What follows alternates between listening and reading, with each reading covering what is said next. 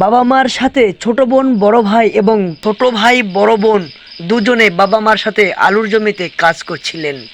এক সময় আলুর জমিতে কাজ করতে করতে বড় বোনের পা কেটে যায় কোদাল দিয়ে খেলা করতে করতে।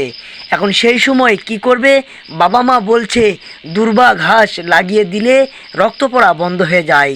তখন ছুটে গিয়ে ছোট ভাই কি করে, রক্ত পড়া বন্ধ করার জন্য দুর্বা ঘাস ছিঁড়ে নিয়ে এসে মুখে দিয়ে চাবিয়ে চাবিয়ে সেই বড় বোনের পায়ে লাগায়। তখনই সাথে সাথে রক্ত পড়া বন্ধ হয়ে যায়। একই জমিতে দাঁড়িয়ে দুই ভাই বোন খেলা করছিল, ছোট বোন বড় বোন, ছোট বোন বড় ভাই, বড় বোন ছোট ভাই।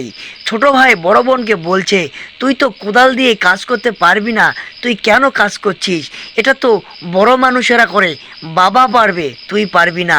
বড় বোন তখন ছোট ভাইকে বলে, আরে আমরাও চেষ্টা করছি, আমরাও তো খেলা করছি, আমরা তো কাজ করছি না।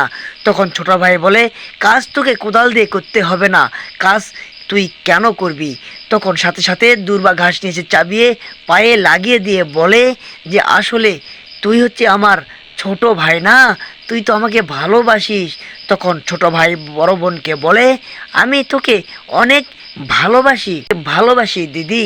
তখন তারা দুজনে শুরু করে, কিন্তু বড় বোন বলে, পায়ে তাড়াতাড়ি লাগা, রক্ত তো পড়ছে। তখন ছোট ভাই বড় বোনকে বলছে, তুই কাঁদিস না, কাঁদিস না, কিন্তু আজকের যে সম্পর্কটা, যে সুন্দর মায়া মমতা দুজনে খেলা করছে এই জমিতে, একদিন বড় হয়ে কেন জানি এই জমির জন্যই দুই ভাই বোনের সম্পর্কটা বিচ্ছিন্ন হয়ে যায়। কেন জানি এই জমি জমার জন্যই বড় ভাই ছোট বোনকে, ছোট ভাই বড় বোনকে চিনতেই পারে না। সব কিছুর মূল কারণ হচ্ছে জমি জমা। আপনারা জানেন, এক সময় খুবই আনন্দদায়ক থাকে, খুবই মজা, খুবই আনন্দ, খুবই মিল, ছোট ভাই বড় ভাই, ছোট ভাই বড় বোন। কিন্তু এই জমি যখন ভাগাভাগি হয়ে যায়, তখন তারা বলে, এই জমি তো আমার।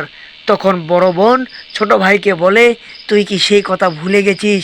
আমরা এই জমিতে কত খেলা করেছি, কত মিল ছিল, তখন আমাদের এই জমি জমা ভাগাভাগির কথাই ছিল না, কিন্তু আজ কেন তুই এমন করছিস? ছোট ভাই বড় বোনকে বলে, দিদি সেই কথা তো আমারও মনে আছে, কিন্তু জমি থাক আর না থাক, তুই সারা জীবন আমার বোনই থাকবি।